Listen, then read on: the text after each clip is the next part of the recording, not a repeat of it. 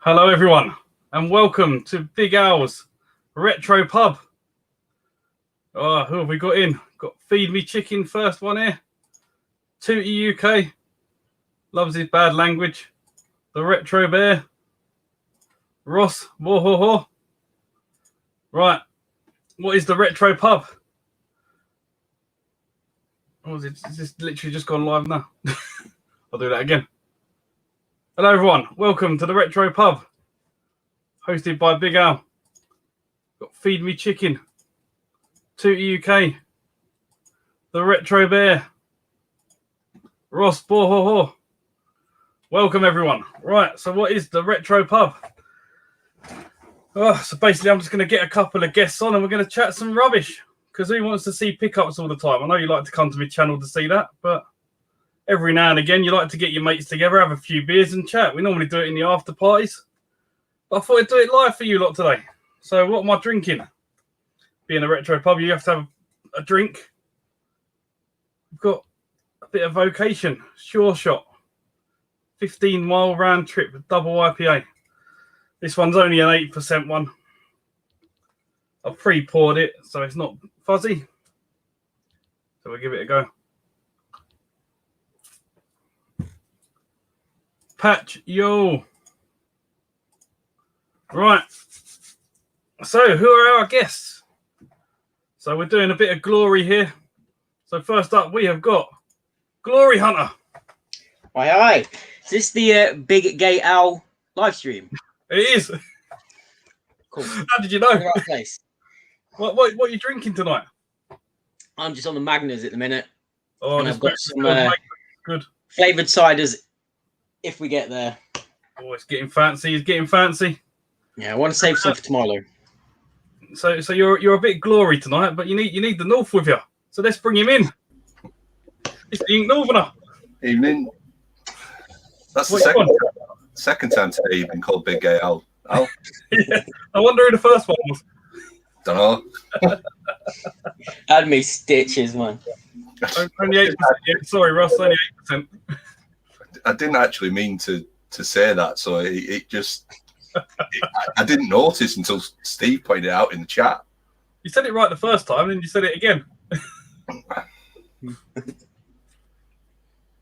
Have you got any snacks for tonight, or are you just drinking your beers? I'm still eating my pudding because I've not long got home from work. So I've got some mango, so I'll be eating that throughout. Chili cheddars. I have Dragon's Breath chili cheddars. Oh, I've got some nuts for the pub. My missus has just got me a bag of chicken tikka crisps, but I'm saving them for tomorrow. Oh, you're not having them today for the pub. I could have done, I suppose. Well, I've got some more of the bits, but saving them. Tomorrow we get to do this for real. Yeah. So yeah, if anyone Well excited, man. We're all meeting up tomorrow and getting drunk. with some game going on there, I think some gaming, but mainly drink. The W said gaming then, not gaying. I'll leave that line for Paul. We've got a few more people in. We've got our Wooders here. Good to see you, Cole. Sean, Horatio Van Basten, evening to you. LFC Gamers and Blogs, which is Keith. Good to see you, Keith. Right. Wooders wants some pudding. Who's on the pudding? So whenever I see Wooders post something in now, all I ever hear it in is in his accent. It's great. All right, so I've got some pre-written questions to ask you lot for tonight. Some gaming related and some non-gaming related. Let's start with the basics. Where did you get your channel names from? Let's start with Scott. Okay, I've kind of been through this, I think, before. I'm not sure. Yeah, we might have some new viewers now, so. Yeah, no, that's fine. Yeah, it's kind of weird. So, back when I was obviously at school, a young lad, I used to play a lot of football and stuff. And I didn't really kind of have a team or support a team. I wasn't massively into football, but, you know, I liked it. And everyone was like, oh, what team do you support? What team do you support? And I always used to say Manchester United. And back then they were like, obviously it's still big now, but they were massive. And so everybody used to call me Glory Hunter because obviously they were winning all the fucking cups and trophies and what have you. So that kind of stuck with me a bit. And then it's also kind of because I'm into my achievements, the hunt for achievements and that kind of stuff, and just kind of grew from that really. And that's pretty much where it came from. And obviously I used to have the numbers, which was my birth year, but we got rid of them. So I'm just stuck with the old Glory Hunter. You take the fence really easily. I didn't think you would. So I obviously know that story because I've been watching your channel for a long time, but there might be some people here that haven't seen you. Maybe like Feed Me Chicken might not have known that. Paul, you might not have known that. I didn't know the backstory to Scott's name, no. Yeah, that's kind of the main thing. I'm not really. I know there's a lot of football people watching, most likely. I'm not really into football anymore. I don't follow it at all much. I kind of just lost interest in the sport. It just went a bit downhill for me. Probably just as well as you're a Man United fan at the minute. So, Paul, we obviously all know the answer to this, but I'm sure you're going to tell us. I'm an Londoner and I've got tattoos. That's pretty much it. Tattoos are, I find them, I wouldn't say addictive, but every time I'm sat in the tattoo chair, the next idea pops into my head. So like I got this is a tattoo for my nephew, and then when my artist was tattooing me, I have the next idea, so I'm booked in to go back in September. Just why not? I suppose in that vein, my name should be like the Midget Collector or something like that. we got a question here. I think it's aimed towards you, Scott, but I don't think he actually knows. He's asking. It's from Feed Me Chicken. He's asking Glory Hunter, what's the story behind the chair? Okay, there is a story behind the chair. So the chair I'm sitting in is my sister's old maternity chair. Because when I moved to this house, I didn't have a chair in this room, and she had just got to the stage where she no longer needed it. So she gave it me to use until I found something better. But the chair's so freaking comfortable. It's unbelievable. It reclines, it rocks. It's awesome. And then I've got my it's like a Star Wars dressing gown. Just hooked over it just so it's there. That's the story behind the chair. And your wings behind you. And my wings, my old songbird that sits just perfectly, gives me them wings on the head. Dana loves that. I hope that's answered your question there, Mr. Feed Me Chicken. Right, yeah, if you do want to have any questions... That's why I'm always moving and rocking. My one don't move very much. It's got some nice horns on it. I sit like that. It looks like I'm got the horn. I'll try and line up the start of my videos perfectly so the horns are right behind me. Just trying to get my head right. It's better there somewhere. Right, so that brings on to the next one. Now you've got your channel names. The main question I've got to ask you is why did you start YouTube? So let's go with you, Scott. So me again, okay. It was actually more my missus that got me kind of into YouTube. I always saw YouTube as not this guy then was it was just a place to watch funny videos or stupid stuff, just people messing about or whatever. And that's all I really used YouTube for until I started to come across gaming channels and people doing pickups and that kind of stuff. I'd love to live on a boat. This would be a problem, though, wouldn't it? Unless you had a big ship, I guess. So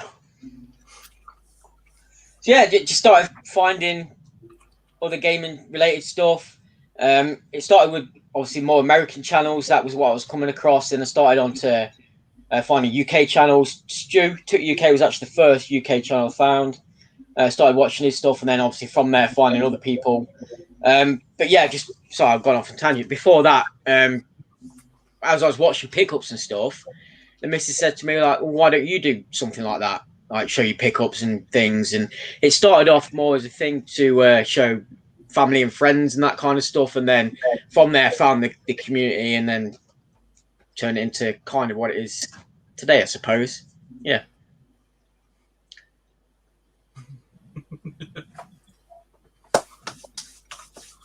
So not grunging him.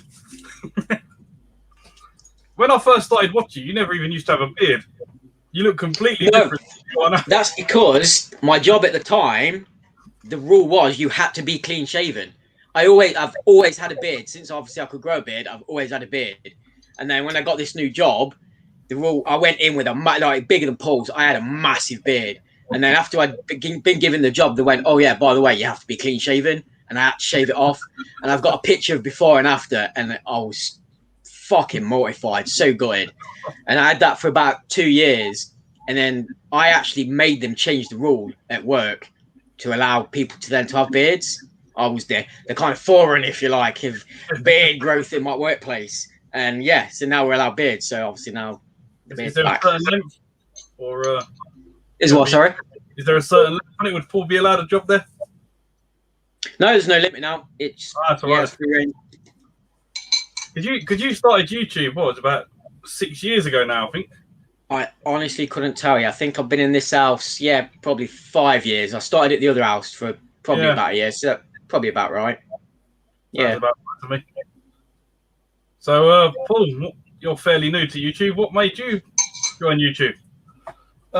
So probably a similar sort of start to Scott, really. Watching the big American channels, so Metal Jesus and his Hidden Gems. I then found Gemma's channel and started watching her stuff and her pickups. And then I think it was Retro Bear. It's either Retro Bear or Rob Gennardino, and I was watching some of their stuff.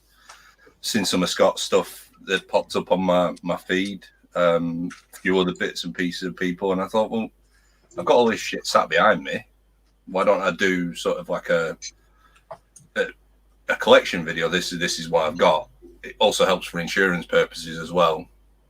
If you've got it's in the public domain, and you can prove that you actually had all of that. And Good point. so I started it really as a creative outlet. I had plans to start YouTube when I'd finished uni. So I finished uni about 2005, which is about just as YouTube was beginning to start. And my plan would have been film stuff because of my film background. My degree was in film, and I just never did. It just didn't. I don't know. I just didn't have any desire to start.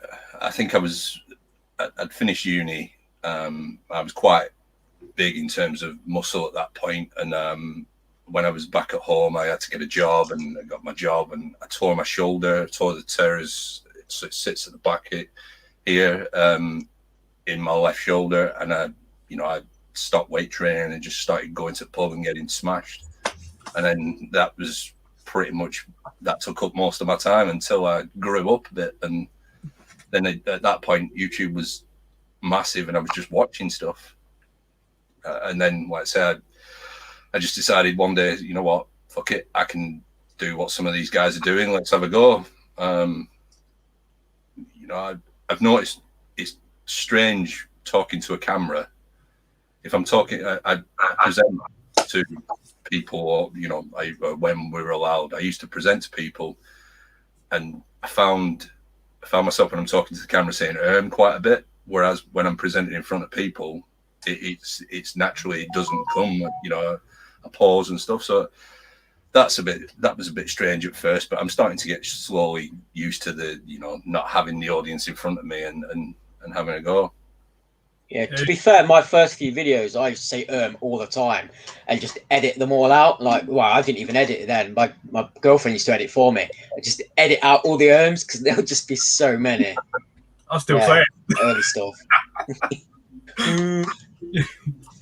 So, if you would have started in 2005, then what would you done? What would have been your topic on it? It'd have been film reviews. Yeah, that was the background I had at the time. I wasn't collecting. I wasn't doing much gaming as such. I had some consoles, but not a lot. And then I think I've had this house nearly 4 years. So I started my collecting again properly when I think when I first met my missus and you know, and we moved in together, I wasn't living with parents and stuff like that, and but I wasn't collecting to the level that you guys do at the time, and then I've slowly started getting into the habits that some of you guys have, although I'm not dropping 1,500 quid on a lot of games out. But then you end up with this. You're going to need a bigger room. Well, that's the other thing. I mean, my room is my office as well, so my desk is here that I'm at, and it's like 6 foot. I built it myself out of IKEA parts. It's kitchen worktop with, you know, drawers and stuff underneath it. I've got 3 monitors set up. One has my Xbox One for when I'm capturing games, and then my work, and then my own PC. So, you know, half of my room is taken up by my desk. So the other half behind me, that's the shelf space I've got. I think Scott's got the biggest room I've seen, though. Eddie's moved his games room now, so his one might be competing with you. We'll find out tomorrow. Find out it is, yeah, find out. I'll measure this one first. Last time I went to his house, obviously the smaller room was his games room. Yeah. But now he's swapped rooms around, so we get to see how much bigger it is. So it's probably bigger now. This is, what, 1, 2... There's 4.5 billies width. For those that know billies, most of us use billies as a kind of shelving unit. That's probably So about 4.5 wide and 3.5 length, but then obviously there's the door as well, so I'd probably get another one in that side. So your room's probably about the same as mine, but I've got to live in this, so I haven't got. Yeah. That's the bonus to this, I suppose, is this is just a dedicated hoarding room of the house, just full of all the shit. Have you cleared the floor yet? No, mate, it's an absolute state. I just can't. Finish work, and all I want to do is play a game. I can't be bothered to sort the floor out. It'll come to it. And there's no point as well. If we're going to be moving, it's going to be boxed up soon anyway, so there's no point sorting it out to move it again. We got a few new people joining, so we've got Tony. Got James, Mr. Game Zone Bird Room. Hello, Bird Man. No, that is all who's joined. No more questions are coming yet. So let's get one more gaming question out of the way. What have you been playing lately? So let's go to you, Scott. So literally last night, and I think you know this, I think I messaged, didn't I? Yeah. I finished that Man-Eater, where he plays the shark. And I finished it. I started it in the day and finished it by the night. So I pretty much did it in one sitting. I wasn't expecting to. I had nothing else to do, so I did it. Really enjoyed that. It's a great game if you've not played it. You basically play as a baby shark and then grow yourself up to become a mega shark and just go around eating stuff, taking on apex predators. Plus, there's a story to it as well, where there's a guy who's trying to track you down and you're kind of fighting against him and what have you. And it was actually just really enjoyable. And it was just the right kind of, best thing to say, the right kind of length as well for that kind of open world game with stuff to do. Yeah, really enjoyed that. So just finished that. Other than that, what else did I play? But gone back to Void Bastards, because that's leaving Game Pass. So I've been playing that a bit more, trying to get a few more achievements before it leaves. And Final Fantasy X-2, because that's hit Game Pass. So I've gone back to that as well. That's my main kind of 3 at the minute, really. Sounds good. Yeah, that Man-Eater, I enjoyed the storyline. I can't see what they're going to do on DLC on it, though.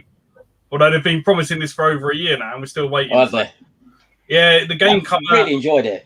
The game come out last June, July time. Yeah.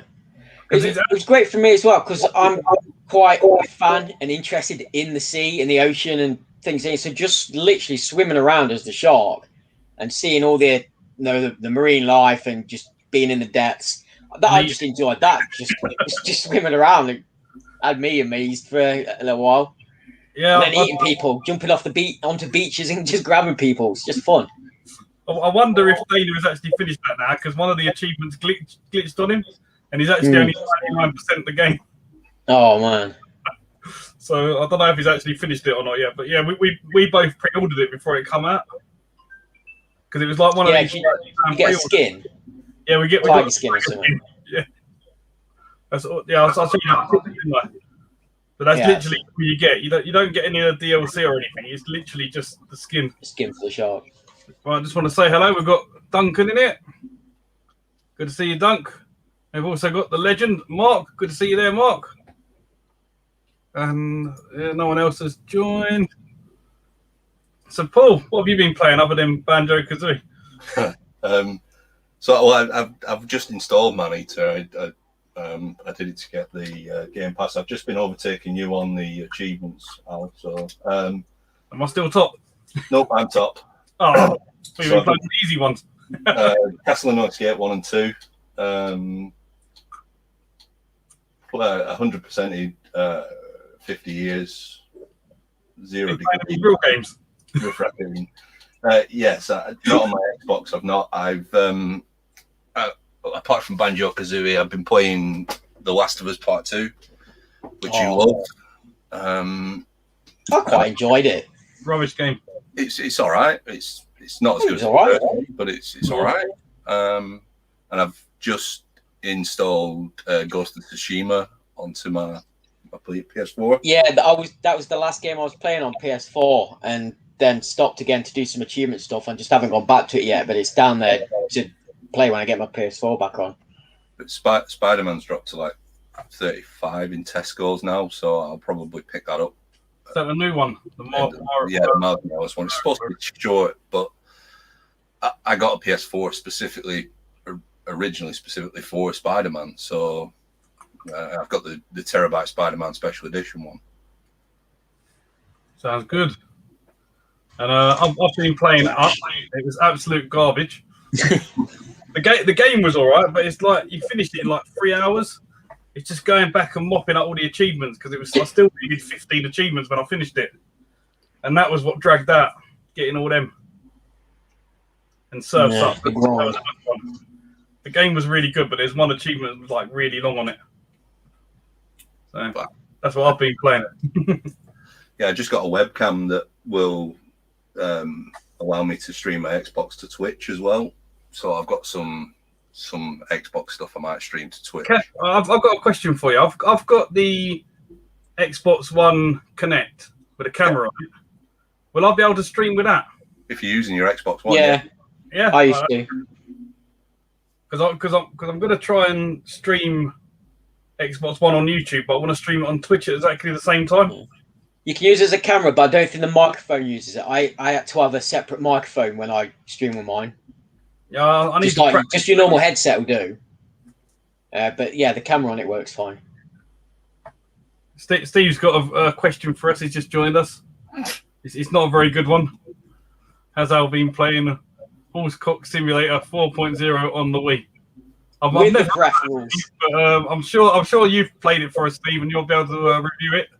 So I look forward to the video coming on your channel, as you haven't put anything out in about 10 years. Right, so that's all the gaming stuff for now. Let's try and get to know you a bit. So, what is... Oh, last time you said that, you put a rubber glove on. Yeah.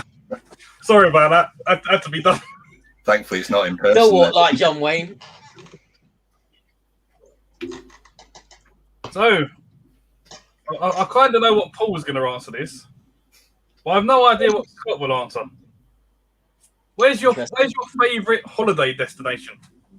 Holiday? Yeah. As we're allowed on holidays again now. Ibiza. Ibiza. I used to go 3 or 4 times a year. Absolutely love the place. But not really for what most people see Ibiza at.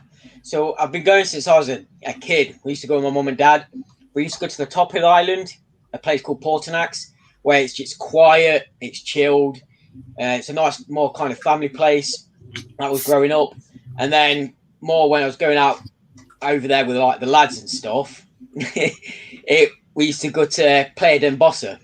And that's kind of a mix between the both. So it's chilled in the day, and then you've got your clubs and nightlife at night. And it's great. Don't bother with like San Antonio and the dirty kind of gravy place. Don't go to there. But yeah, Ibiza was my ultimate favourite. Not been for a few years now. But recently, in the last, what was it, 2-3 years ago, we went to Mexico, and I really enjoyed that. So I wouldn't mind going back to Mexico. Yeah, mainly for the food, like tacos and stuff for breakfast. It's just amazing. So, Scott, I think Mark's being serious here. He doesn't know who you are. He knows who I am. He's commented on my videos. I'm the new Avenger. I'm like, got real wings instead of Captain America's helmet wings. Winghead. He's the wingman. So, Paul, what is your answer and why is it Canada? So, I've only seen a tiny part of Canada. As a country, it's huge. So I've only seen the Toronto area. So in and around on Toronto and down to Niagara. But Toronto is probably the best city I've ever been in, and I love Glasgow as a city. Given where my family are from, I love Glasgow as a city and everything about it, the architecture and everything. But Toronto, for a big modern city, similar to how London would be, is just immense. Everything's all collected in one place, and then it's as clean of a city as I've ever been in. If you go to Manchester, somewhere I'd like to go. It's amazing. I want to go. There's a picture of me doing press ups at the top of the CN Tower, where you look right down. I'd have been fucked if the glass had cracked. Not that it would do, but and all the stuff that you can do in and around it it's such a friendly and welcoming city. Apart from the French people that are there, they don't tend to want to speak English. So they tend to want to speak French. I can get by. I'm not fluent by any stretch of the imagination. I did GCSE French for 3 years, so I can get by. But they're bilingual, so they should be able to speak it. If you take Canada, Paul, what's this say? What? Dessiner facilement. Yeah, what's that mean in English? No idea. Again, it means Designer art. instant artist. Yeah. Scott don't want it. If anyone else wants that, let me know. But I want if French you crap in here. if you take Toronto out of the equation, or Canada out of the equation, Jamaica has to be the best place I've ever been to. It was just amazing. It's such a beautiful island. There's so much on it for such a poor island as well. It's got all sorts to do. It's got the sea and the beaches, but it's then got rainforests and stuff like that. It's a phenomenal, beautiful place. Yeah, we sent my mum for one of her big birthdays to Jamaica, and she for her it was one of the best places she's ever been. Where they did loved you it. go? I can't remember where we sent them now, just Jamaica. No. I can't remember which part it was. Not off the top of my head, not without thinking. I'll show you some of the pictures tomorrow when we meet up. It's absolutely gorgeous place, and I like the Canary Islands as well. So I'm not I'm not going in to explore, but I wouldn't mind going to Mexico. It looks I loved it. Yeah. Which one though, Paul? Which what? Canary Island. Depends. If I'm going for, if I want to go for the party style atmosphere, Tenerife. If I'm away just with Missy's, probably Lanzarote.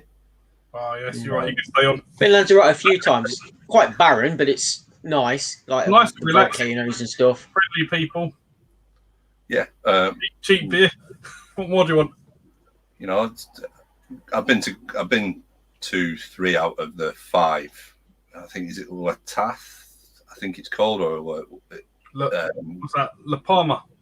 No, the smallest island. I think it's called. It's got I can't remember what it's called. I only know 5 of them. I think it's Columbus's island. So I've been to Lanzarote, Tenerife, and to Gran Canaria. You've been Future Ventura.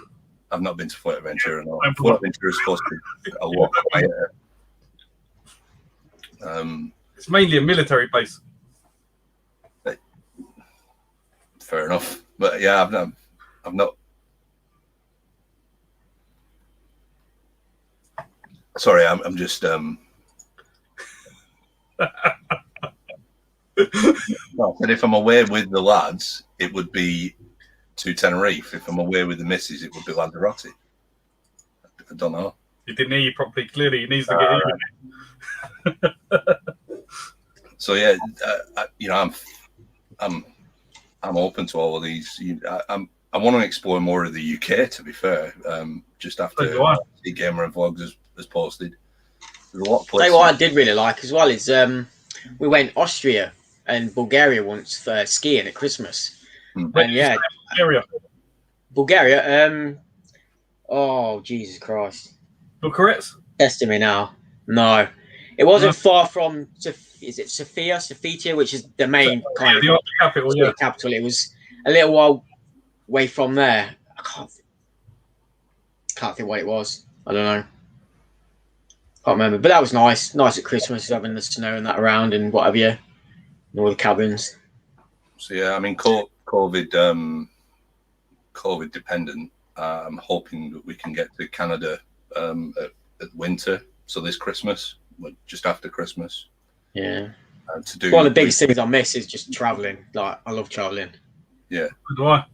I mean, 12 months ago, I was traveling, up and down the M6 every week, and I'm even missing that now because that's how when you could CAX every day.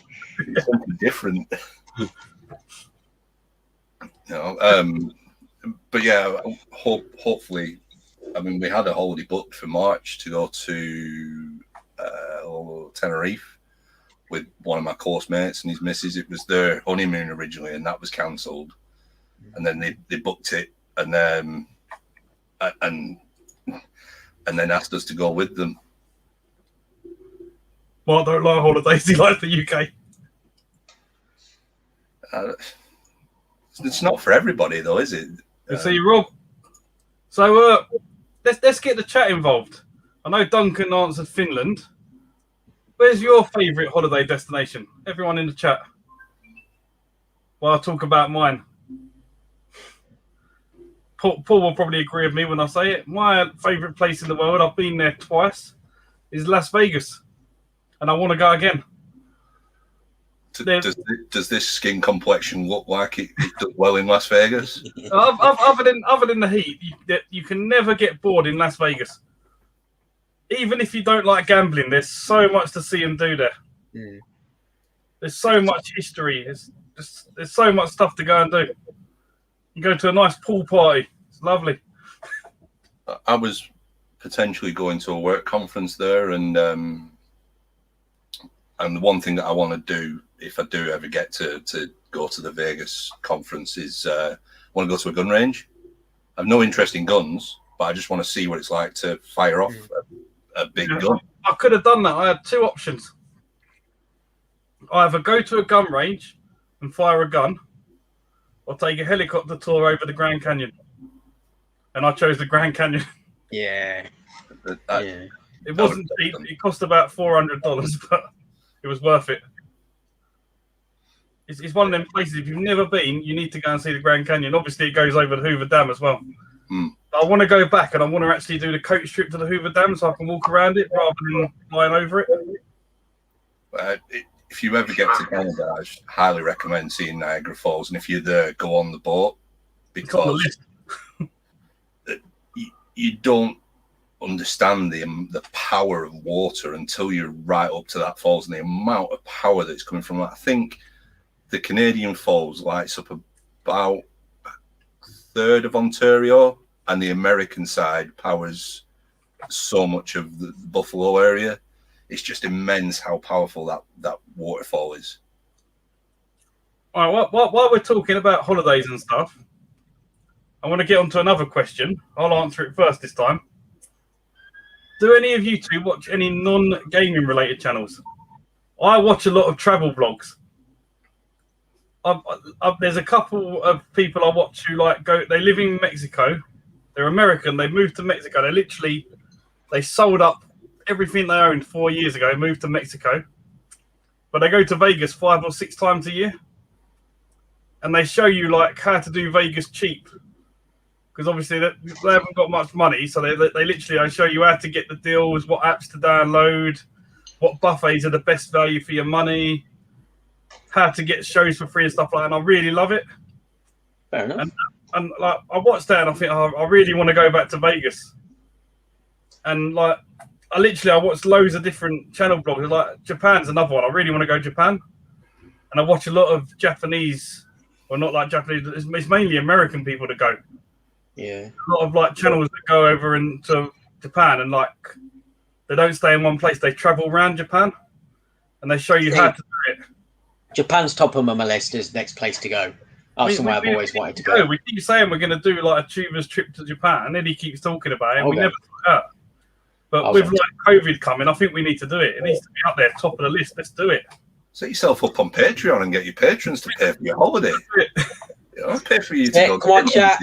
Patreon now funding a go trip to Japan. Go fund me.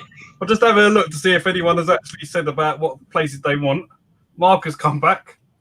Skegness. Skeggy is the place. My missus loves Skegness. We go once a year at least, just to chill out, get our heads together. Look, this ain't even a joke. I know how much Stu goes to Skegness. Oh, I loves it. He loves it over there.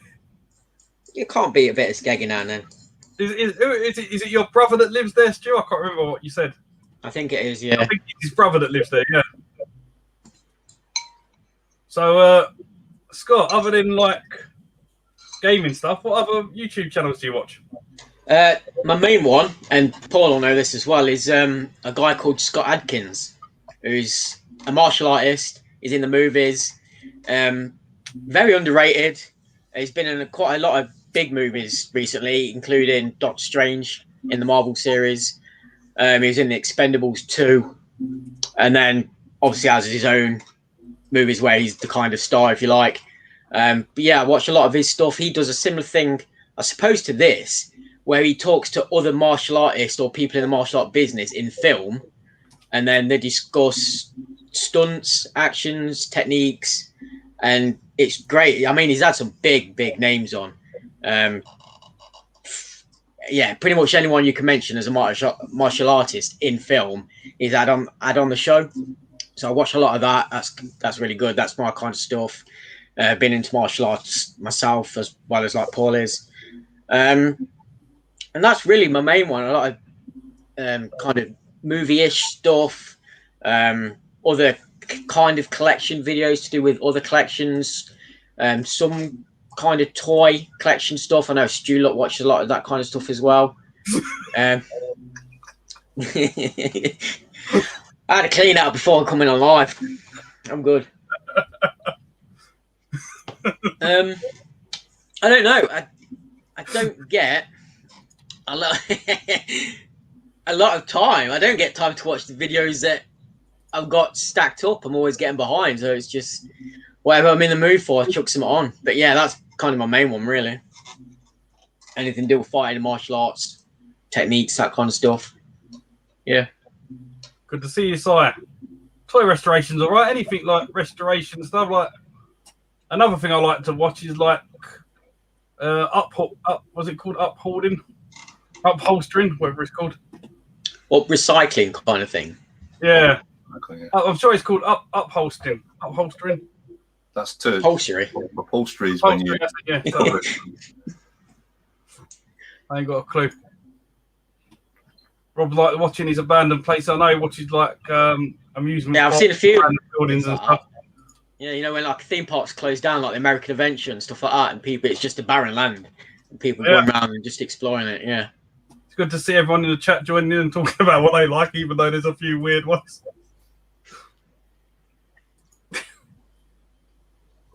What's this? Goon Squad. Never heard of them. They fix written off supercars. There you go. That might be something for ads if he's still watching. He probably watches that.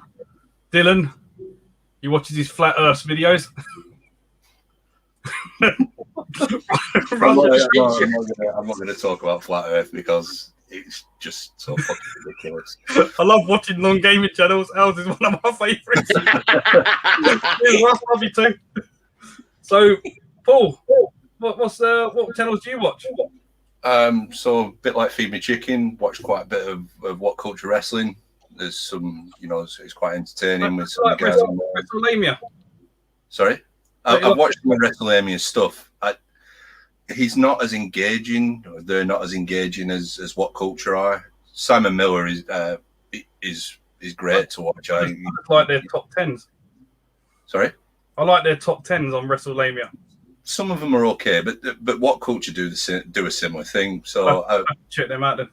Obviously, I watch a lot of the Ranger stuff.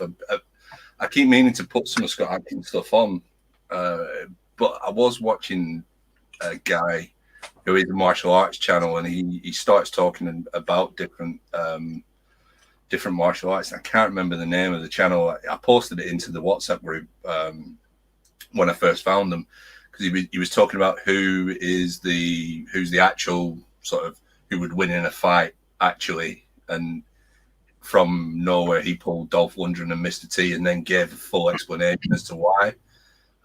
Because Dolph Lundgren is I think he's legit. Yeah, he's black belt karate, isn't he? He's actually Kokushin, I think. Yeah.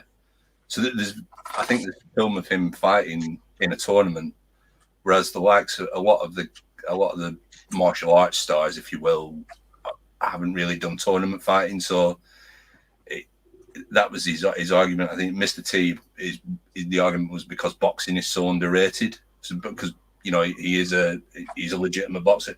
He was also bodyguard to somebody big in the 80s as well, Mr. T, which was how he got into acting. But yeah, obviously I'm sub to the Rangers YouTube, so I watch all the press conferences and stuff. A few other bits and pieces, but a bit like Scott, I'm miles behind with my viewing. I just stick on, I stick things on when I want to be. To answer Steve Cooper, she's called Lana Wolf, I think. Problem as well, you keep finding more and more channels, and it's your backlog just grows and grows. Yeah, and I have my personal channel and my Ink Northern channel, and I've got subscriptions on both. I've not touched my personal one in so long because I just haven't. But that comes from obviously being Google and me having the Google account and stuff. I didn't want to use my personal channel for when I was doing the YouTube stuff. Woodland, you need to go and talk to Dylan about this sort of stuff. If Wooders is interested in that, there's a podcast that I champion whenever anybody's talking about it, called Last Podcast on the Left, and they did a 3-part 9/11 podcast, and it's one of the most horrific things I've ever listened to. I was driving down to Reading, and I had it on in the car, which is what I generally do, and crying in the car because of how genuinely horrible it was. But it's a good listen. It's very informative. Talking about listening to stuff in the car, I've just seen tonight, TNB is back Sunday. That is something I listen to while I'm in the car, because if I plug my phone in, I can get like YouTube come out through my speakers, and obviously it's hard work watching things, but I like to listen to like podcasty stuff. So TMB podcast for a couple of hours on a Sunday was like something I used to listen to. So I'm glad that's coming back. So that'll be good. Just a little plug there for Retro Bear. It's on Retro Bear's channel if none of you sub to it. Although I'm sure everyone in the chat does. Just see Gas said Steve is in. Good to see you, Steve. So talking about that, this guy who talks about who will win in a fight, you two are both martial artists. Who will win in a fight out you two? Scott will kick my ass. There's no... After we spoke in the chat the other week about the stuff that Scott's done. Yeah, he kicked my ass. I'm a yellow belt at jiu-jitsu. I'm nowhere near anything high. I've got a junior blue belt in Wing Chun, but it's not that high. The only It's such an awkward question as well, because when you say to somebody, "Oh, I do martial arts," the first thing is, "Would you beat me up? Would you beat that guy?" Blah blah blah blah. And you know what? There's different scenarios. It's okay to say, "Oh, if you're on the street and you're fighting this guy," it's completely different to if you're in a competition and you're fighting this guy. Completely different rules. Anything can happen. The guy's ready for you in the tournament. when I was tournament fighting, like so many times, most people have seen me now at events and stuff. I'm a small guy, slim build, and statually small. So when you're in tournaments and people look at you like, "Oh, I'm going to fight him," they always underestimated me. Always thought this is going to be an easy fight, and then you'd come off, I'd beat them, whatever. And then I remember one guy said to me, it was a judo fight. I picked him up, I'd slammed him into the floor, won the match, I come off, and he said to me, "Fucking hell, mate, you may be small, but I feel like I've just been hit by a train." And it's just that instant inside, you feel like, fuck yeah, that's what you get for underestimating. But then, yeah, like if you're on the street, anything can fucking happen. Get fucking stabbed or whatever. It's a completely different ball game, man. I mean, the only area, like you were saying, the only area that I think I would have the is size, because I'm a really big guy. I'm 6 foot and I'm pretty well built. I'm 16 stone. I've got a beard, obviously. But I remember one of my most kind of, I suppose, impressive, not to big myself up too much, but again, in one of the judo competitions I did, it goes in weight category, but I often fought in the open category because there wasn't many people for my weight. And I fight in under 60 kilos, and I fought a guy who was 120 kilos, so double me, and I still won. And it's just like, it just doesn't, you can't. But Phoebe Chicken is correct with what he's saying. Even on the street, if you put somebody down, exactly, you don't keep pounding on them. You step back, and because if you keep pounding on them, you're not using reasonable force then, and it's assault. Yeah. It's like everyone thinks, "Oh, it makes you Superman or whatever." It doesn't. It gives you a slightly better chance of winning an altercation, maybe. Yeah. I mean, for me, the reason I did it, because I hate traditional cardio. I hate running. I don't mind cycling. I hate running. Swimming's okay, but I don't particularly like running on a treadmill. So I picked it up for cardio. And I really enjoy it. It's good. Yeah. The one silver lining I've had with all the shit we've been going through is, at a yellow belt, I've been able to touch some weapons and do some really low level weapon work. It's been brilliant, some nunchuck stuff and some bow staff stuff. Yeah, I was nothing better than if you're home alone or whatever. It's nice out. Go into the garden, pick up whatever weapon you've got, bit of training, calm your mind. Yeah, it's great. That's fine. I don't know what you wanted me to say. I'm. People tend to, they look at me, beard, reasonably big guy, and they tend to avoid me. I think in public, but I'm not an angry person unless I'm in the car. Generally, I'm one of the nicest drunks you'll ever find. I'm always open to, to giving people hugs and stuff when I'm pissed. I'm not a violent drunk. I'm not a violent person in general. So people get the wrong, like you're saying. People, when the minute you say you do martial arts, people get the wrong impression. Yeah, I just love learning. That's why I've done so many. I was watching the Bruce Lee thing, and he's saying like you take what you can from one martial art to make it kind of your own, and I just love doing stuff like that, which is why I've done so many different disciplines and styles, is to do a bit of grappling, do a bit of throwing, bit of striking, special techniques from like taekwondo, jump kicks, flashy kicks. I used to love stuff like that, just learning and seeing, pushing my body as well to see what it can do, until I fuck my ankle up. But what Steve has said there, I missed that. What was that? Put out, pal.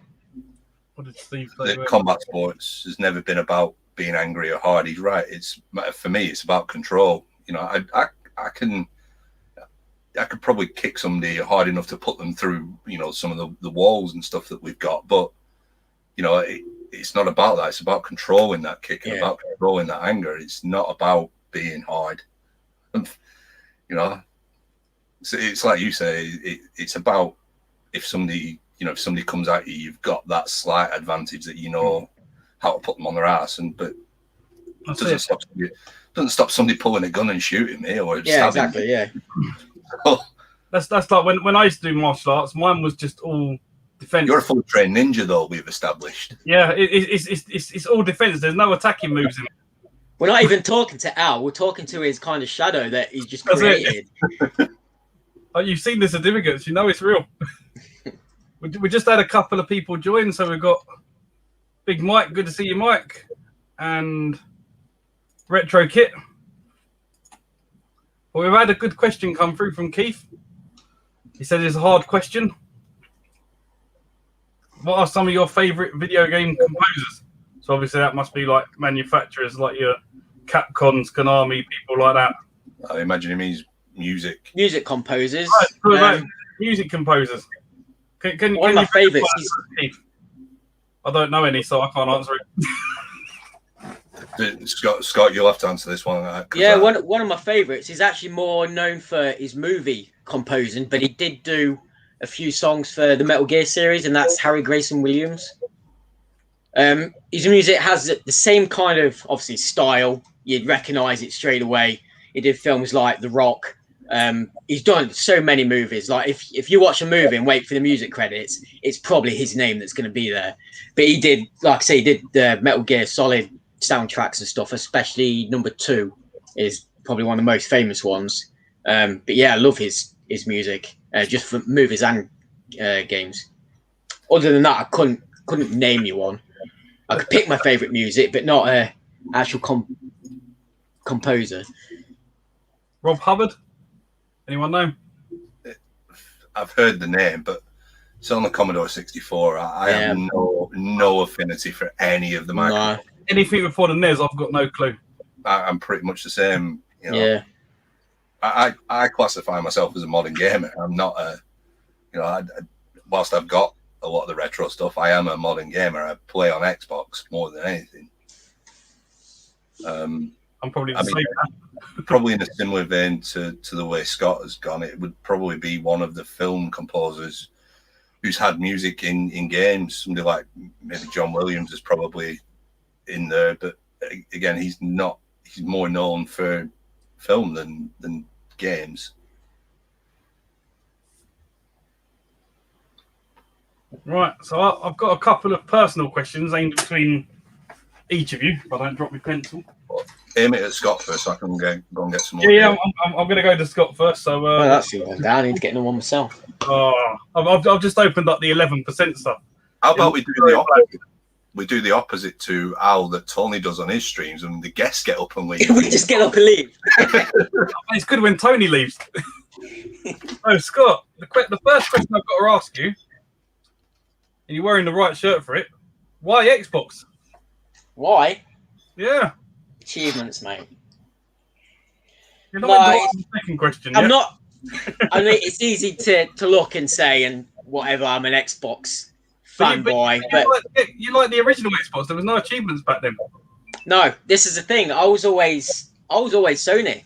Back, I suppose, growing up, I was late to the party with my PS1, and then I got PS2 on launch day, and I always backed the PS2 over Xbox until I started a job and I was talking to a guy about gaming and stuff, and he had an Xbox, and we're always like to and fro, a bit of banter, which one's better, that kind of stuff. And then he invited me to a kind of a LAN party, if you like, with another couple of mates, and they set all these Xboxes up, and man, just fell in love with it. So good. I think it was just as well the atmosphere from the LAN party which helped boost it a bit. But then I got an Xbox myself and just never looked back. Just absolutely fell in love with it. Loved the console, what it could do. And then obviously then got my 360 on launch, and achievements became a thing, and that was it. I was hooked, absolutely hooked on achievements. But I still, I've still got a PS3, PS4. Just don't use them as much as my Xbox because of achievements. If the game's on both systems, obviously I'm going to play Xbox, so I want the achievements. But then if I really like the game, I'll play it on PlayStation as well and try and get some trophies out of it. And trophies aren't as fun as achievements. They're just not. Don't fool yourself. They're not. They're good to get. They are fun, but they're just not as enjoyable as getting some G. Sort of brings me on to the second question. Skipping ahead. What got you into achievements? What was the thing that got you into it in the first place? You know what? I don't even know. I don't know what the actual hook was. I think it was just doing something and having it pop up on screen saying, "Oh, you've got 100G for whatever it was," and like, "Oh shit, that's pretty cool." And it just added that next level or layer onto a game. Like you could do stuff in games that you wouldn't normally think about, and then get achievements for it. And then there was a group of us from another job when I used to work at Blockbuster who had an achievement race. So there was a handful of us to see who could get to the 100,000 mark the first. And it was that just competitiveness as well. A lot of people have said that it's the new kind of modern high score challenge, getting a high score on games from back in the day. And it's that kind of thing. But yeah, just the race to get achievements, a bit like we do now and then in our achievement groups and what have you. It's just that extra bit of fun to get from a game. I think my only annoyance with the achievements is the ones that are killed off when servers die. Oh, mate. Oh. I hate that. And it's just a rush to try and get them. At the minute, there's a few of us going through Tom Clancy. Rainbow Six. What's the other one you're trying to get? Is it one of the Halo games? Halo 4. Yeah, all the Halo servers are going off at the end of the year on 360. I need 2 more achievements, but there's literally like 9 people playing it online.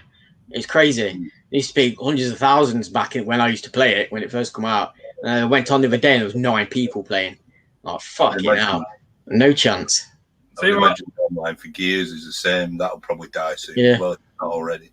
Especially because obviously they brought out the enhanced versions and the Ultimate Edition, the HD version, so everyone's playing that instead of the old ones. And unless you get a boosted session set up, you've got no chance.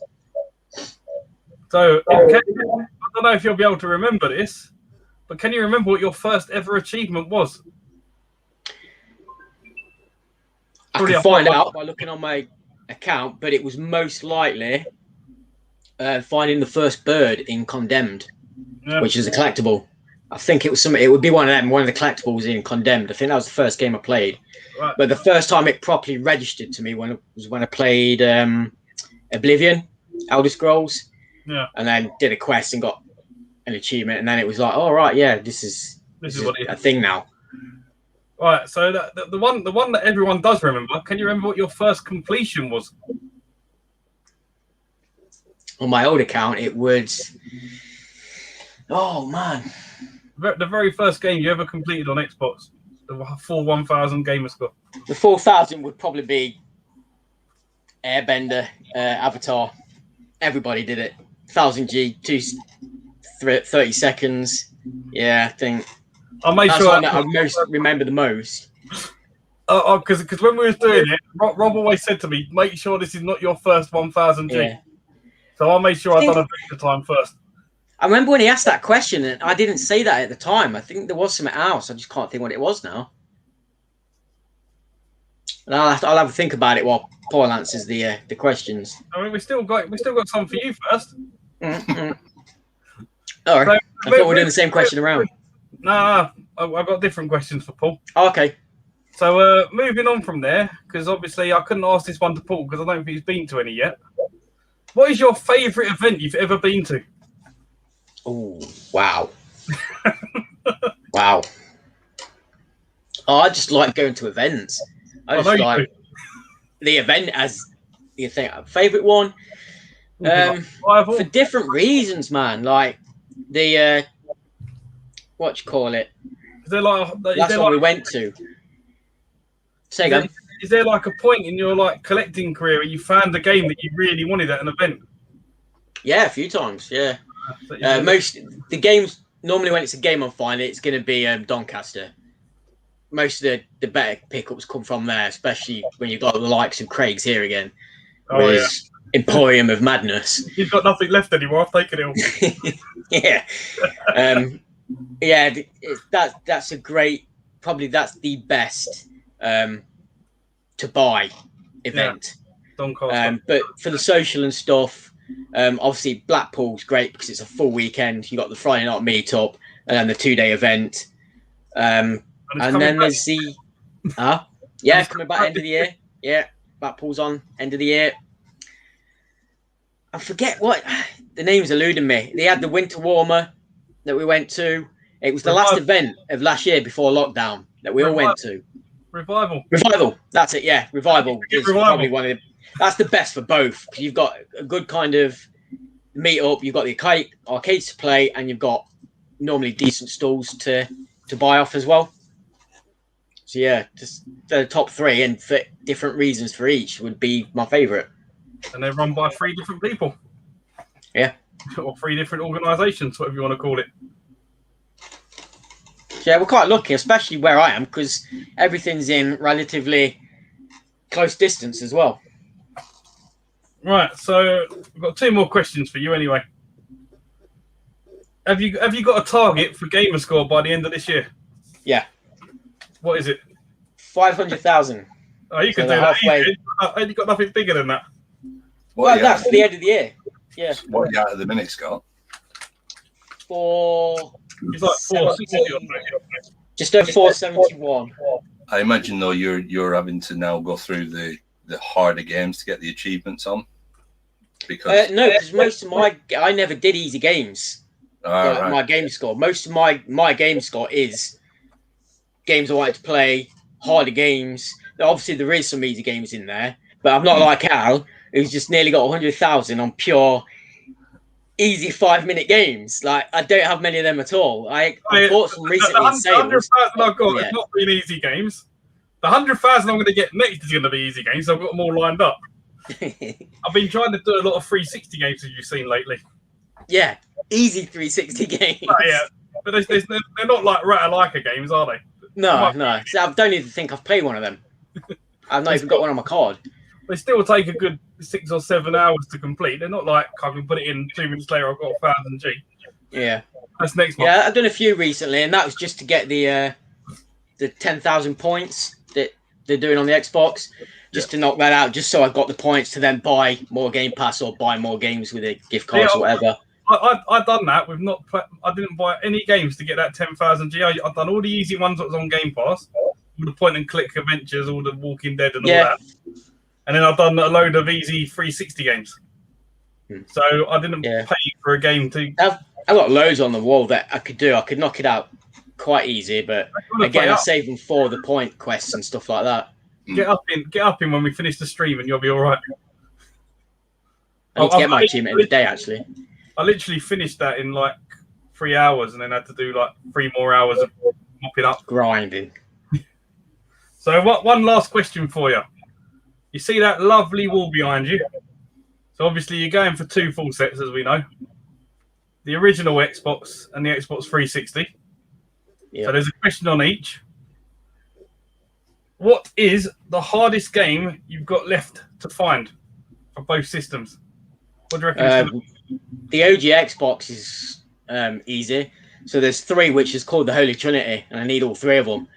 So Room Zoom, Shaolin Showdown, and Paintball Maxed. Greg Hastings Paintball Maxed. Oh, is that on the original Xbox as well? I know the other 2.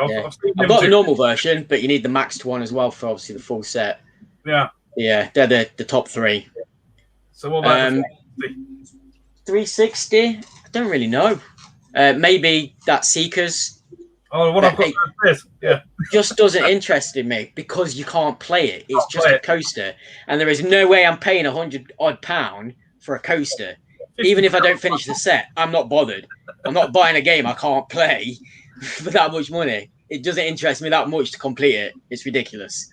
If I come across it, I come across it. But yeah, probably that really. See, people obviously there was a thing a while back. Are you a gamer or a collector?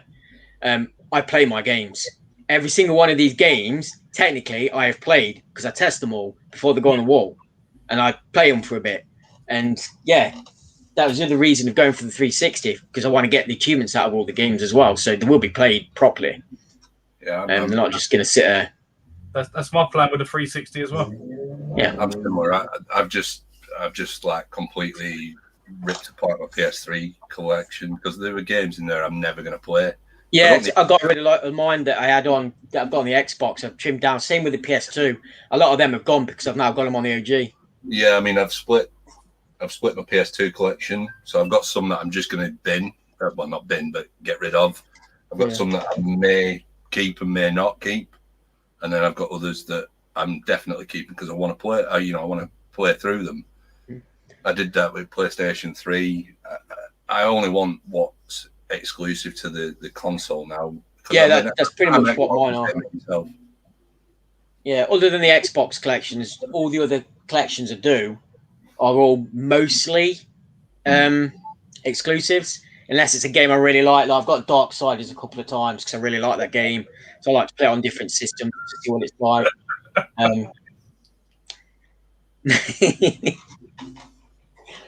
Yeah, but there's still some great games I need to play on my PS1, PS2. This is coming from a guy who's got a wall of Wii. That's why he doesn't play his games. So Scott, you can relax for a bit. I've got some questions for Paul. Cool. I might go and grab another drink then. Do it. So Paul, do you plan on ever going for a full set? No. It's a hole that you can, I guess, get into, and then you have to do stupid things like you did and get that Final Fantasy Online Seekers one that Scott was talking about for £100, and you're never going to be able to do anything with it. I want the full set of things that are backwards compatible to Series X, but it's technically not a full set for any system. It's more of a subset. Yeah, I'm the same as Scott. I'm a gamer more than a collector. I want to play my games. So there's games sat there on 360 that I'll probably never play because they're FIFA and stuff like that. And eventually I'll probably just get rid of them. Maybe I might play them to get at least one achievement on them, but I've no plans to go for a full set. I might go the full set on the Evercade, but I wouldn't really count that because that's not I'm saying I wouldn't count it because it's not sort of a mainstream console, if you will. Sounds good. So going off of gaming for a second. Mm-hmm. What got you into whiskey? Well, my family are all Glaswegian, so it wasn't that. They're so that's why I prefer Scottish whiskies. They are the best. I was actually a guy I used to work with is a massive whiskey connoisseur, and he gave me some pointers on what to try. This will only be 10 years ago, maybe. And he gave me some pointers on what to try, and I tried a few of them, and I quite liked them. And I didn't wake up in the morning with a stinking hangover like I would do from, let's say, a vodka. But I've tried some fucking horrible whiskies. Bell's is rank. It's okay when you put it with Coke or lemonade or whatever, but on its own, it's rank. But and yeah, I like the taste of it. It tastes good. There's so many different flavors, even though you know that you could buy one Islay single malt and another Islay single malt, and they taste so different because of the way that they're distilled. And I just it's my go-to sort of not shop, but it's my go-to sipping spirit, I guess. Never with ice, always with whiskey stones. Yeah. If you're gonna go ice, only ever put one Ice Cube in. If you go via unsub from me now. Sometimes you can't help it. You know, sometimes there are certain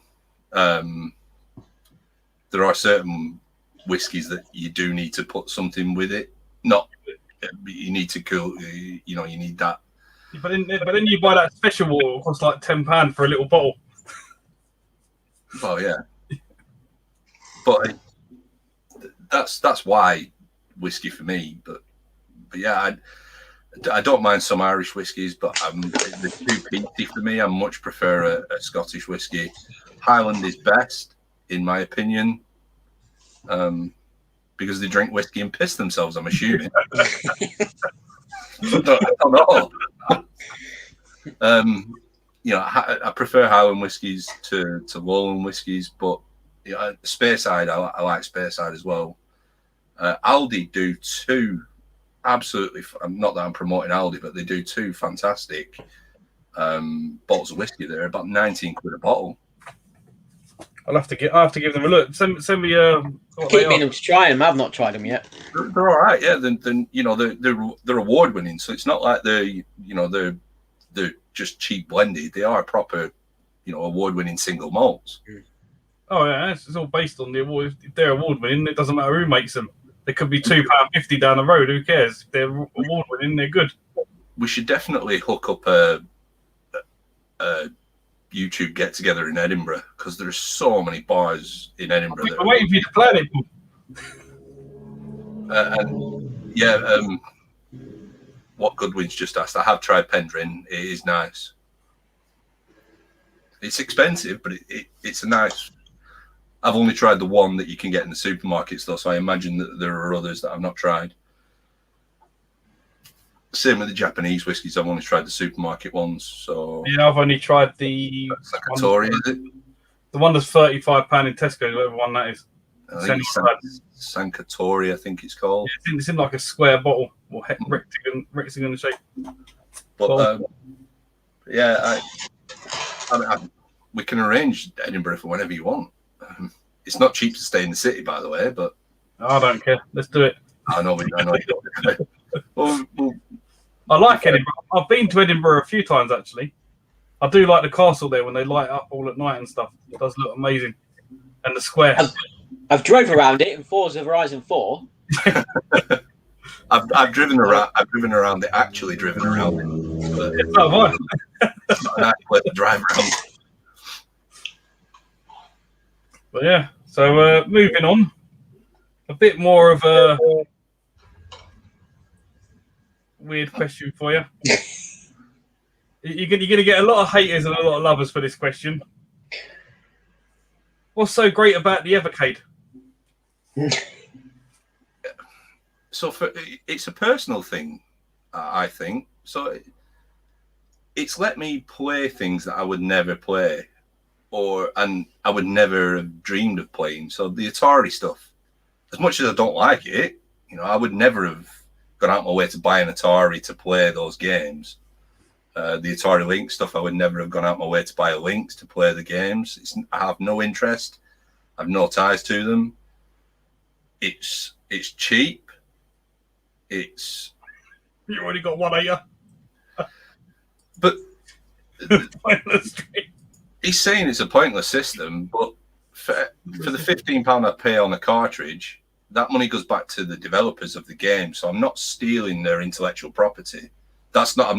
I'm not hating on emulation, because I have a full my Raspberry Pi sat here. You know, that's how I've been doing the modern goes retro recording. So I don't disagree with emulation in that sense, but it's another way of supporting the gaming industry. They're a British company, so it's another way of supporting our industry, the gaming industry in the UK. You know, if people hadn't have supported it, there'd be a lot of people who wouldn't have a job, you know, doing what they do. You know, it's whatever. Personally, for me, I like it because it's different to everything else. I can play stuff that I would never play. Because if I'm paying 15 quid for something, I'm gonna, you know, a cartridge, I'm at least try the games once. Yeah. If I'm emulating, I probably wouldn't. I would stay away from the Atari and. What? Well, trying to read what it says. Money you pay is simply lost to those who had anything to do with the games you are playing. The companies who own the rights to those games take the money that they get and would rather invest it. And I agree with Steve. I don't want to offend Sneztastic, but I really don't understand what is the fucking point of that foot bath with all the LEDs. It looks horrendous. I just don't get it. At 250 quid, I'd sooner pay the extra 100 quid and buy a Series S. Yeah. Or the digital PS5.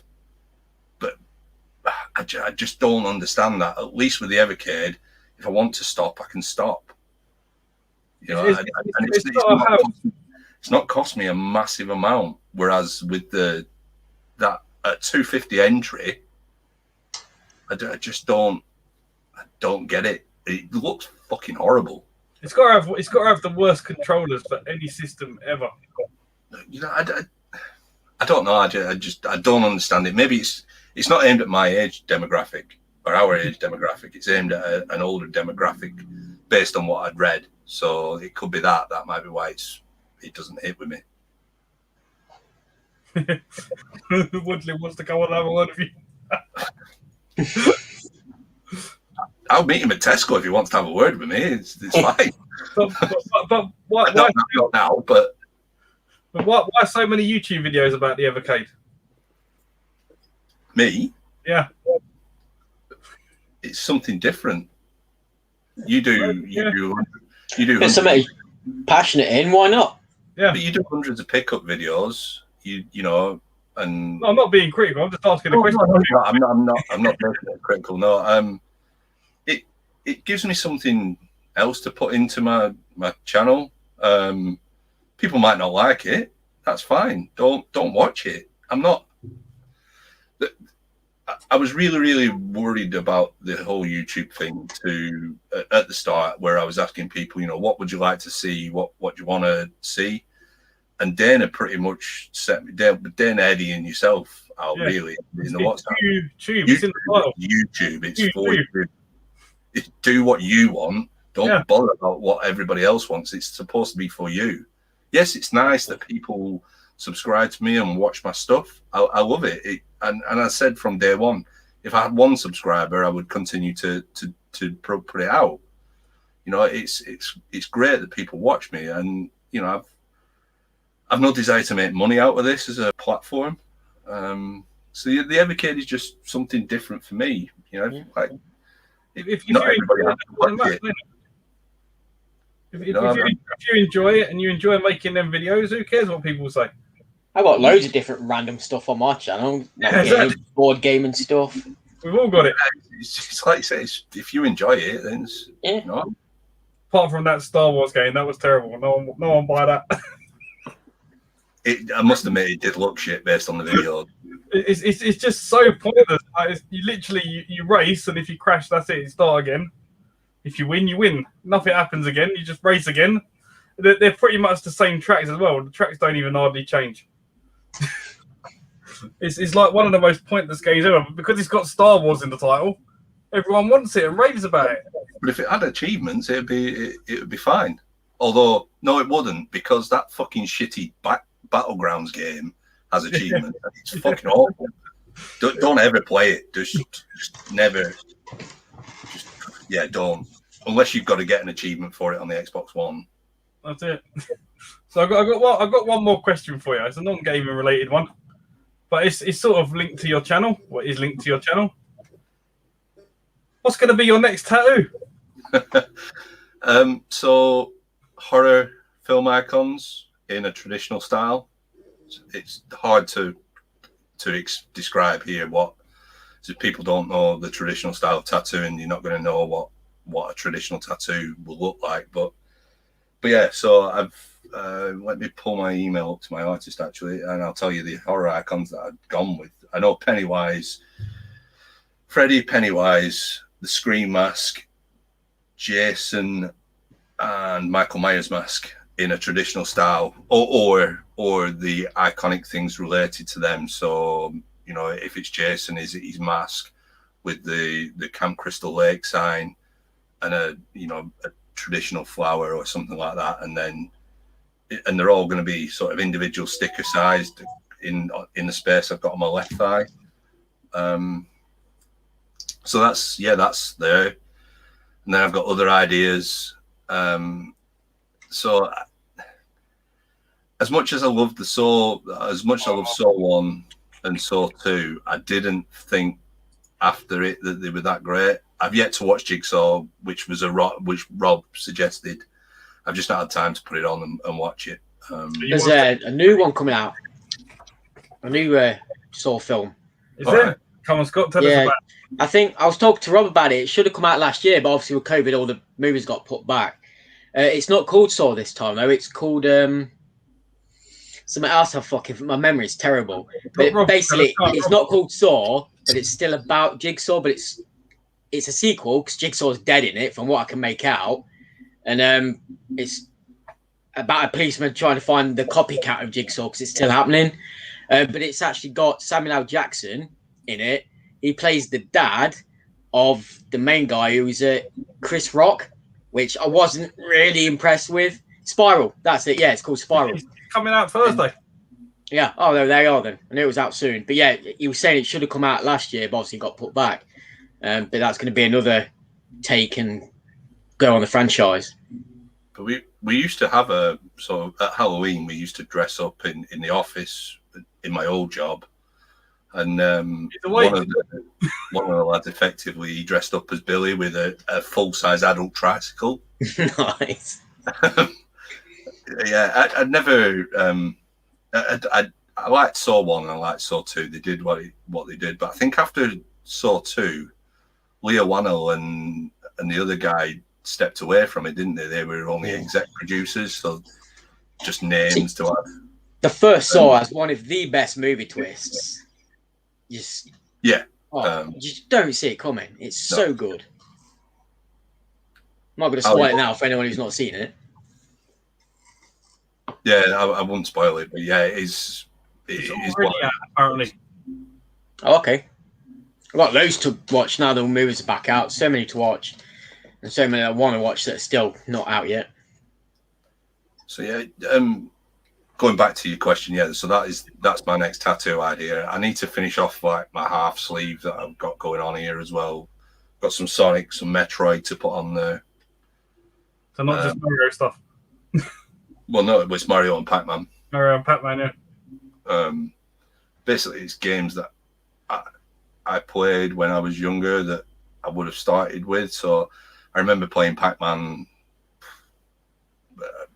Probably, I think maybe somewhere that there was an arcade machine. It's just a vague memory, and then I actually lost a bet. So I always said I would never get anything below my elbow tattooed, and I actually lost the bet at work. I can't even remember what the bet is, and it was either have it tattooed on your forearm or have it done as a tramp stamp. I'm like, well, forearm is going to be better. So yeah, I had it done as a forearm tattoo, and then I got the Mario stuff added, and I want some Sonic. I'm not 100% sure on the idea for the Sonic yet, and some Metroid, Super Metroid, and then probably just get Holly, who's my artist, to do something in the background to tie it all together. You got a tattoo, Al? No, none. Ever thought of getting one? Thought about it, just like never knew what to get. I don't want like one I'm going to regret in the future, sort of thing, because obviously once they're stuck on. So like, I've never known. But I thought about it. I don't mind needles. I had my jab yesterday. The woman was like, just relax. I'm like, yeah. And I was like pretty dead, and she was like, oh, you're like the most relaxed person I've ever had here. I'm like, yeah, I know. They don't bother me, needles. No. Pain, needles, they don't bother me one bit. I'm the same. I'd have tattoos all day long. It's more important. It's more important to find an artist. Yeah. So don't just get one for the sake of getting one. You know, I would find an artist that you like in the style that they do, and then work from there. So I've had, let me count, 1, 2, 3, 4, 5 artists I've had. Six, tell a lie, 6. So my first one I got when I was 16. It was a tiny little thing that's covered up here. I then had an artist who, when I was at uni, who added a little bit onto this. And then I decided I didn't decide, I was told it looked a lot like the Pringles man. So I went to see an actual freehand artist who freehanded that onto my over the top and tattooed it on. Yeah, it's important you find your artist more than what you want to get. So find an artist and then decide what you want to get, rather than deciding what you want to get and get an artist, I think. Well, the money's in the artist. If you've got someone who can't draw, they ain't going to be very good. If you've got someone who's like amazing and can draw exactly what you want, they're the ones you want to go with. Yeah, I mean, I don't know whether I'm going to wear jeans or shorts tomorrow, but if I've got shorts on, I'll show you the cartoon tattoo that I've got of all the different cartoons. I know I've posted pictures. Yeah, we've seen it.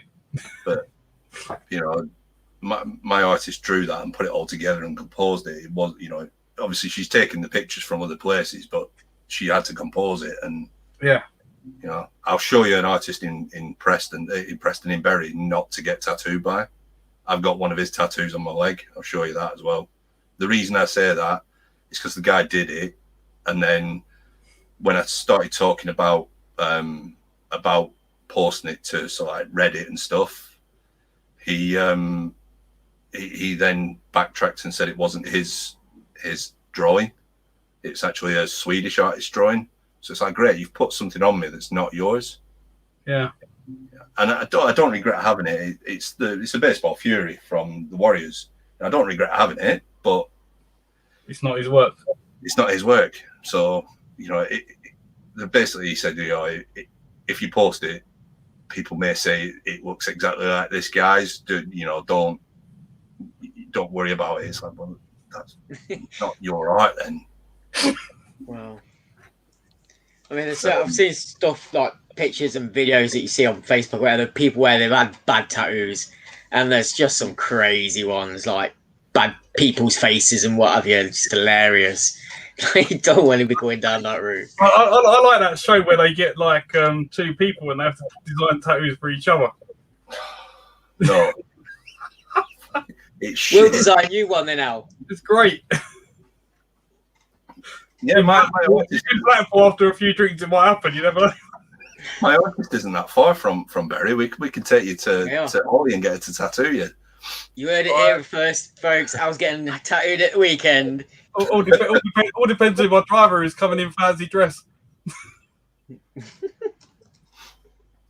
So, Steve mentioned the Gemma's tattoos.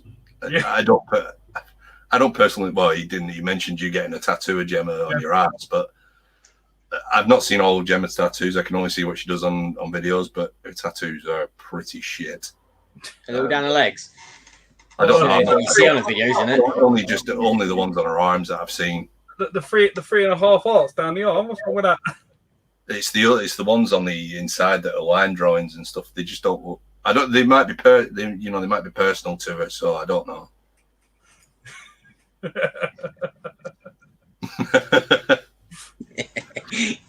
I'll load him down. You can do it. Oh, right. So that leaves. I've got 2 more questions for both of you. If anyone else wants to put any serious questions in the chat for either you 2 or both of you 2, gaming or non-gaming related, you are welcome. Just want to say hello to Peter. Oh, where's he gone? The Reseller Kid, if any of you don't sub to him, buys a lot of stuff at Car Boots and sells them to make money on eBay.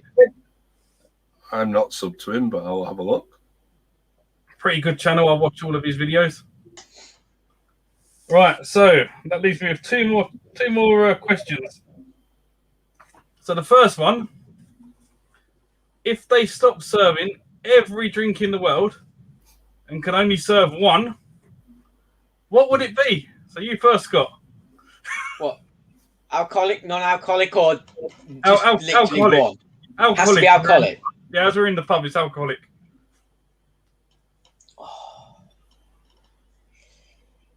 So I want to say whiskey, but as a general drink. But if I had to choose You a have to pick one specific one.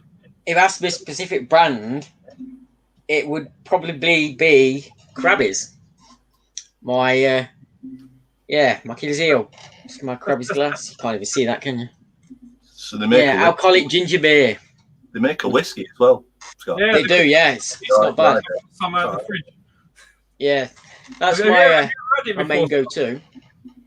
You ever had the Krabby's whiskey? Yeah, I have tried it. Yeah, I was going to say, if you hadn't tried it, I'll bring it tomorrow. It's not the I'll greatest bring that as well. tasting, but are you bringing the Bowmore for Eddie? I'm bringing the Glen Keith because. All right, I'll fill one of them small things up with some of the Bowmore so people can try it. Right, why Eddie's awake and we've got his attention because I don't think he's replied to my message. Eddie, if you're listening, Al still needs your address, otherwise we don't know where we're going. Yeah. But what is your address? Because you'll be asleep and I won't be able to message you. I don't want to wake you up. Just aim for that big bridge that looks bent in his pictures, and you'll be fine. I've been to his house like 3 times and I don't know where he lives. What? So when you come mine, you always ask for the address. I never say How do you not know now? I never save anyone's address. I'll drive by the sound of things. I'm going to need your address again as well, because I'm going to have to get to yours. I won't send you to my mum's house this time. Oh, good. That's all right then. Even though I only went 2 weeks ago. Surely it's still programmed in your sat nav. It probably You've is. not got a list of recent uses. Yeah, I think I have. I'll have to have a look. It's easier if you just send me it. I'll send it. 7 o'clock in the morning. So, Paul, tough one for you then. So I'm similar. I want to say whiskey, but I spend a lot of time with at weekends, or I was spending time at the weekends with my future father-in-law, and he's a big Bacardi fan. So I'd probably say Bacardi and Coke. We tend to drink a lot of that when we're together. You know, we put the world to rights as you do. Yeah. Get Alexa to play shit music. It's pretty. You know, I'm lucky that I've got in-laws that I get on with for the most part. You know, so yeah, I would say probably Bacardi and Coke just purely for that reason. If it was one thing in particular, I would probably go with that Bowmore 12. To be fair, though, best tasting whiskey I've had. This one here. Just got it at hand. Don't worry about that. I just got it down here. How much have you got left in that, Al? Well, everything I drunk in there was from that night, and I haven't drunk any since. So there's that much left. So this was my 55 bottle. I saved this till. So I've got more in mine than you. You've got more in yours than I've got in mine. I saved this for when Rangers won the title. It was either going to be that or the Balvenie that I saved, and I saved this. So Laura got it me at Christmas. And yeah, it's nice. I like it. It's one of the best tasting. I haven't tried the Singletons though yet, so that might top it. But is that one of the ones you're bringing tomorrow? Yeah. Yeah. Or we'll have to try it together at Arcade Club. Well, the message to bring. I've got one downstairs that I've not tried yet, so I'm going to bring it up, and see if you've tried it, and you can let me know what it's like. Sounds good. You can tell us in the after party. Go on, watch you. Hopefully, we should bring it up in a second. Right, I've got one more question for you, and there's one being put in the chat. Okay. So I've got one more non-gaming related one. Just trying to get to know you all a bit better. So Scott, we'll go to you first. Is it giving or receiving? What's your favourite takeaway? Favorite takeaway? Oh. Chinese, mate, all day long. All day long, Chinese. Simple as that. Do you have a favourite Chinese that you go to? Yeah, the one in my village. You're gonna give them a plug? They keep changing the names. It was the Dragon Inn. Now I think it's like the Golden House, something traditional like that. They've got to change it every year so they don't have to pay tax. That's it, yeah. Yeah, Chinese all day long. Chinese at top, and then maybe pizza second. What's your Chinese dish of choice, Scott? Oh, that's a good I've one. got a couple, but my main one is pickled ginger and chicken thing. Yeah, it's kind of like sweet and sour chicken, but with pickled ginger and pineapple. See, I really like crispy chili. Was it chili Deep crispy fried beef? crispy Whatever it is. In a sweet chili sauce. No, the crispy chili beef. Oh, right, okay, yeah. No, I really love that. It's really nice. Yeah, I alternate between deep fried shredded chicken in chili sauce or Singapore vermicelli. So With no problem. Is yours Chinese, Paul? Or are you going to pull something else out of the bag? No, for me it's curry all day long. Hot or not?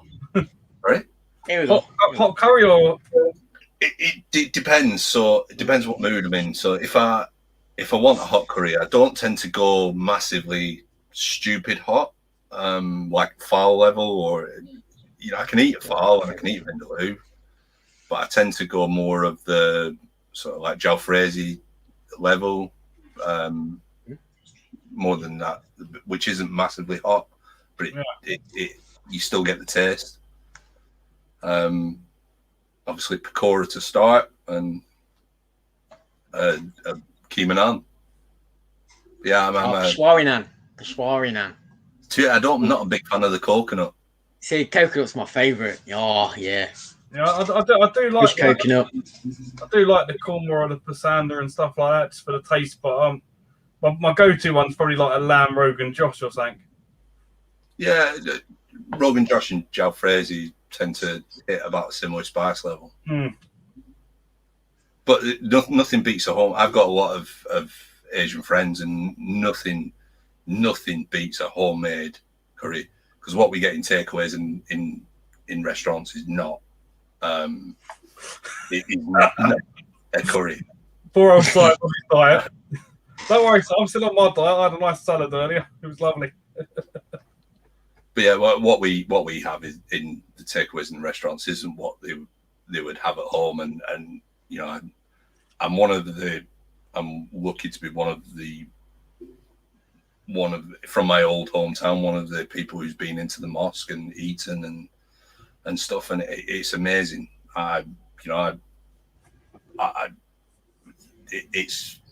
There's just nothing tops homemade. Yeah. Chris, good to see you. I've got it. What is it? Arbor. Abalor 12 year Speyside single malt. It's nice. It's all right. Is it all right? Yeah, my mate Not got tried it. it yet. Still sealed. Yeah, I've drunk my bottle, but my mate got it for my birthday. Or no, my mate actually got it for me. I was an usher at his wedding. So we're talking 4 or 5 years ago now, and he gave me a bottle for doing a lot of running around and stuff like that during the wedding. You going down? All right, so we got one last question in the chat. Unless anyone wants to put some serious We'll questions. drop that At downstairs. the end of it in a minute. So we've got one last question left. So Si's just posted in the chat. Sorry, I don't mean to interrupt. Oh, Chat. So talking about the expo in Blackpool. Oh yeah. I think a lot of us will be going. I definitely will. Yeah, I've booked it off already from work. Just got to sort out a hotel, but I think Eddie was sorting out a Eddie's sorting out our Airbnb or something. So I mean, my missus and her friend and her friend's fellow are coming, so we'll probably stay away, but we'll meet. I'll meet up with you, because I found out when we were out. This is the first time I've met her friend's fellow, and he watches quite a few YouTube gaming channels and stuff. So he might watch you guys. So it'd be like fun. No, you never know, mate. Do you? So it might be a fan. You might be watching Did that. you watch Planet Retro? Nobody watches Planet Retro. It gets asked every time, and everybody says no. He's retired. He got bullied out of it by some guy called Big Game Al, apparently. So, Other than that one from Sire, which I didn't see, there's one serious question from our mate Peter, the reseller kid. He's asking, what's your favourite DS game? So go on in, Scott. As you can see, he's looking up. Yeah, I do have a decent DS collection. I don't play it that much, mainly obviously just traveling. I don't sit and play at home. But probably because it's one of my favorite games in general, the one I played the most, don't know if it'd be my favorite because I've not played them all, but Bubble Bobble Evolution. I like me some Bubble Bobble. Other than that, RPGs I mostly play on it. So like Final Fantasy, I've got a couple of different Final Fantasies. Luna, what's it fucking called? Luna Genesis, Ninja Gaiden, Rainbow Islands. Yeah, Right. stuff like that. Really, it's what I mostly play on it. What about you then, Paul? I've not played on mine for quite a while, but I've sunk a lot of time into. I think it's called Zookeeper. Quite addictive puzzle game. Yeah. Oh no, that's not the one I'm thinking of. I've played a Zookeeper one on the Xbox. It's probably completely different. I think it's you've got it's like a match 3 game. And Oh no, it's different. Yeah. it's just an addictive puzzle game, and the music's pretty fun. I like the Mario and Luigi Bowser's Inside Story. I know that's probably like a super mainstream one. That was quite good. But yeah, it's not a system I play massive amounts on anymore. The Professor Layton stuff was good. But yeah, obviously, being a Pokemon fan, you know, I quite liked a lot of the Pokemon games that were on there. I've got a lot of them, but I've only played one so far, and that is Diamond. Is that one I've really played at the minute? I played Pokemon Black. Is it Black? Have you seen how much Black 2 goes for? Yeah. It's ridiculous. Well, Black and White 2, I guess. Black 2 is the one I've got, actually. I ain't got the others. Is it? That's the one that's a lot. So I've got Black 2, Diamond, and Platinum. And the only ones I've got. I've only got Black on the DS. I've got Sun on the 3DS. Does that count as DS? I've got a multi. How much is Black 2 going for then? A lot. Sure it's like 180. Is it really? Yeah. Yeah. I tried to win one of the raffles on it, and it was ridiculous. It was like £7 ticket. But yeah, that would probably be it. Those type of games. I like my Tycoon games. I like Zoo Tycoon. Yeah, I played Theme Park on it. I've got Theme Park. I was playing that. I'll have to get Theme Park, but like Football Manager DS, I think it's called. One of them ones. That's good. I think I see. Might have been Retro Bear picked it up, and I watched one of his videos, and I went and bought it afterwards because I had it in my local CX. It must have been a special edition I was looking at, Al, because it's only like 40 quid voucher. It's 72 quid if you're going to buy it from CEX. What's that, Black? Any in stock, though? Black too. They got any in stock? I don't know. I wasn't looking at I would that. imagine so. Yeah. What else have we Ask if they've got any stock of Super Mario Sunshine. I think Si posted a picture, and pretty much the top shelf of his local, all the GameCube games were all Super Mario Sunshine, I think it is. I just traded one of them into my local. All right, we got a question from Feed Me Chicken. It's the only one I can see. What's your guilty pleasure game and why? Pleasure game.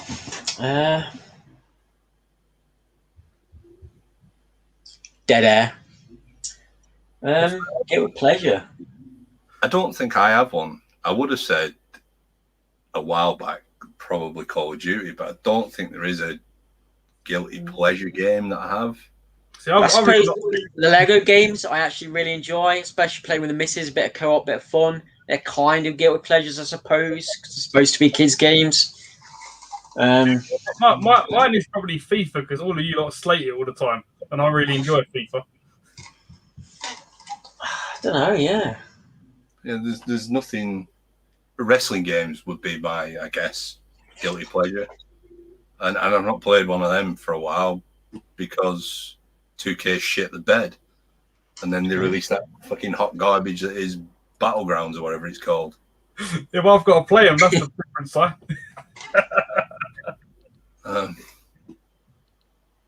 But yeah, I don't think there's anything that I go to that's massively guilty pleasure as such.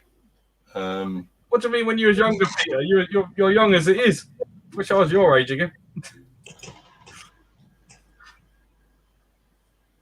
I mean, you could probably say something like Terraria, but I've not played Terraria in a while. I own it on several different systems. But is it a guilty pleasure because it's quite mainstream? So My guilty pleasure is probably a game that everyone would think is good. So, but I really like going and playing Command and Conquer. Oh, I love Command and Conquer. Exactly. Everyone loves Command and Conquer. So can you call it a guilty pleasure? Growing up in the PS1 days, me and my mate used to have weekends of just me and him linking up a console and 2 TVs. Yeah, that's what I play. Red Alert. That's all I play. Oh yeah, Red Alert, Retaliation, awesome stuff.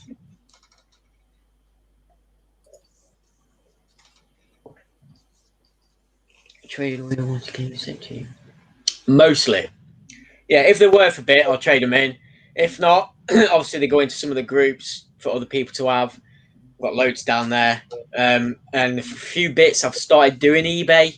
Nothing serious, just put a few bits on there.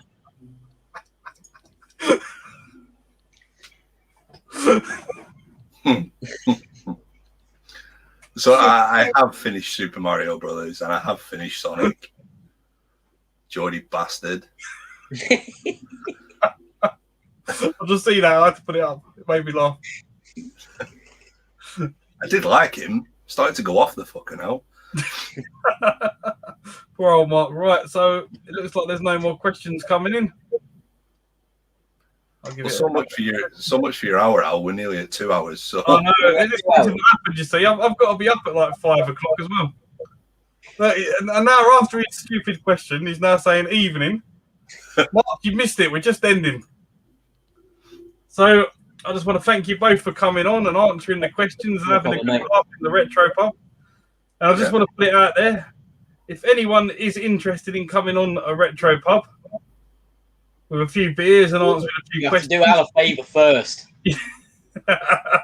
One of them ones, eh? Yeah.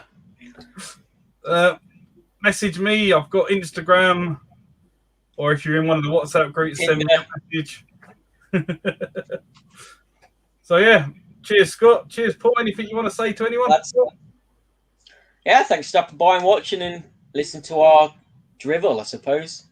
Yeah. It's been fun. This is only put together yesterday, so thank you both for agreeing to come on. And hopefully, like, this has gone down well, and in the future, more people will want to come on, and we can make it a bit better than just trying to give us some last-minute questions. Yeah, I've pretty much stopped working nights now, so it'd be good to watch people as well now and actually get more involved than used to be. Because I was always working normally when stuff like this was on. Yeah.